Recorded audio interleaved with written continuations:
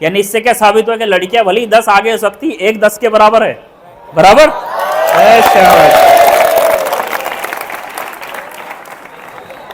اس بچے نے کہا انسان بننے کے لیے، لیکن سوال یہ اٹھ رہا ہے کہ بیٹا جتنا لوگ سیکھ رہے ہیں اتنے حیوان بنتے جا رہے ہیں، اتنا دھوکہ دے رہے ہیں، اتنا دگا دے رہے ہیں، اتنا ایک دوسرے کو تکلیف دے رہے ہیں، جتنا ہائیلی ایجوکیٹڈ اتنا خطرناک ہوتے جا رہا ہے انسان۔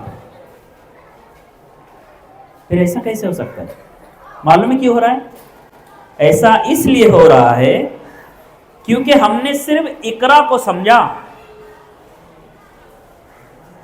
اقرا کے آگے بھی تو کچھ ہے نا، کیا ہے؟ بسم اللہ کے نام سے پڑھنا یہ بھول گئے، ربک الذی خلق، برابر؟ صرف پڑھنا نہیں ہے، اگر آپ پڑھائی میں آپ کے دل میں خوف خدا پیدا نہیں ہوتا ہے تو آپ ہائیلی ایجوکیٹڈ ہو کے نقصان دیں گے۔ جتنا ہائیلی ایجوکیٹڈ انسان اتنا ہائیلی گھوٹالے کر رہا ہے، اتنا ہائیلی نقصان پہنچا رہا ہے، رشتہ داروں کو بھی، پڑوسیوں کو بھی، دوستوں کو بھی، سبھی کو میس یوز کر رہا ہے نالج کا، رائٹ؟ اب آپ ایجوکیشن لے رہے تو انسان بننا ضروری ہے۔ شیر کیا کرتا ہے معلوم ہے آپ کو؟ ایجوکیٹڈ ہوتا ہے شیر، line is lion educated? No, not at all.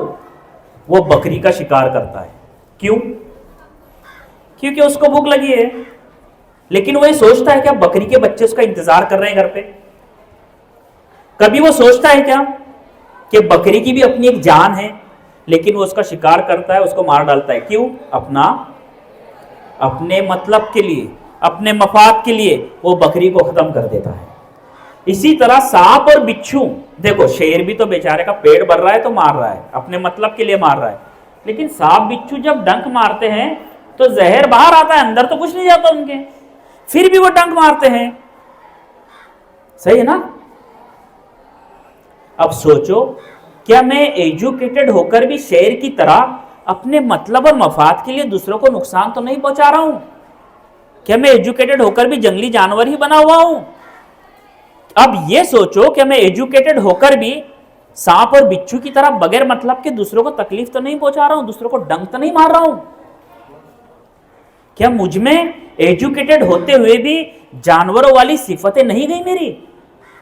اگر نہیں تو اپنا آپ احتساب کریں، اپنا محاسبہ کریں۔